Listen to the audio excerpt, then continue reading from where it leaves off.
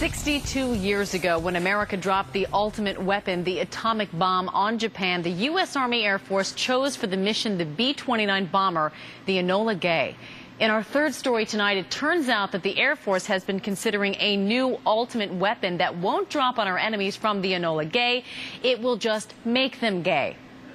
The story of the so-called gay bomb, actually a chemical spray, has floated around the internet ever since the Sunshine Project, which studies weapons research, released this Air Force weapons proposal dating from 1994. Specifically, it suggests using, quote, strong aphrodisiacs, especially if the chemical also caused homosexual behavior, while noting that no such chemical exists.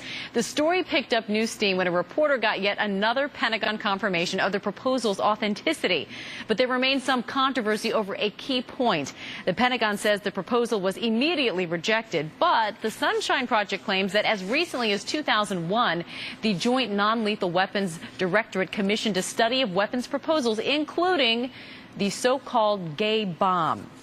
Fortunately, we have our own gay bomb to drop on this story, Rachel Maddow, whose show airs every weeknight on Air America Radio. Rachel, if you're not completely offended, I guess you'll keep talking with us, right? Absolutely. That is absolutely the best introduction I've ever had on television. Thank you, Amy. Happy to serve you. That's nice. I'm glad your reaction was like that. But I want to get your reaction to this notion of a gay bomb. Yeah. Well, when I heard about this, and I heard about it from the Sunshine Project, my first reaction to it was that somebody took the anti-gay rhetoric that was happening around the time of the Don't Ask, Don't Tell debate and just took it a little too far. If this first happened in 1994, that was right in the throes of the debate about Don't Ask, Don't Tell. And if you remember, the anti-gay forces in that debate had all sorts of very serious concerns that they expounded at length about what would be so wrong with having openly gay people in the military, about how, you know, if you were in a foxhole in combat, you need to be absolutely assured that the guy next to you was more interested in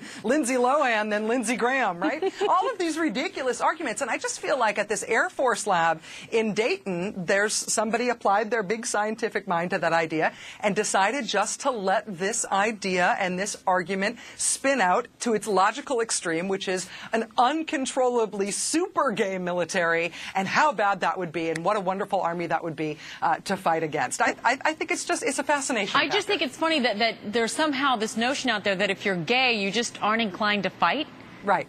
And also that if you that you will not only be disinclined to fight, but you will be compelled to be having sex with the people around you with whom you should be fighting. I mean, this idea, it's interesting. This idea did, I think, it could have come, because it was 1994, could have come from those debates around Don't Ask, Don't Tell. But this is also a recurring idea in culture. For example, the movie 300. Very similar idea. Wow. One of the most homoerotic, non-pornographic movies of recent generations. And it's somewhat based on the same idea. Rachel, could there have been an upside to all of this if the Air Force had gone ahead and developed some massive aphrodisiac spray that somehow forced people into, I guess, the throes of sex? And let's say they made it, you know, so that you were gay and not gay. I mean, if that spray actually existed, that could be some powerful stuff. Yeah, if you think that Tang and Velcro were great byproducts of the space program, imagine if they came up with a turn-you-on bomb or a turn-you-on spray as a byproduct of the Defense Department research here. We would no longer need advertising in this country. They would just say the name of whatever product they were trying to sell and spritz you with the turn-you-on stuff, and it'd be over.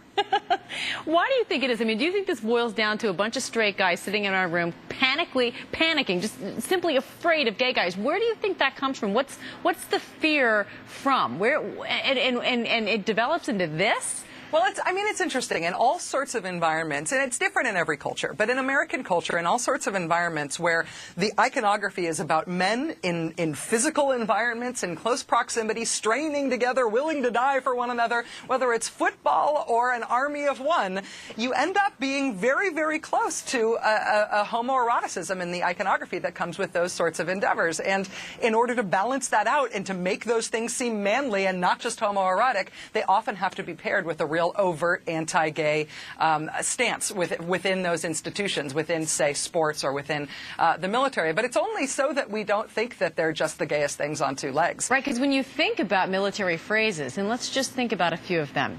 The Coalition of the Willing, Be All You Can Be, Leave No Man Behind, Corporal Punishment. Is someone trying to tell us something? Rum, sodomy, and the lash. Yeah, I'm every woman.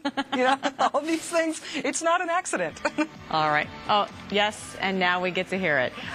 Rachel Maddow of Air America, we appreciate you being a good sport, and thanks so much for joining us. Amy, thanks a lot.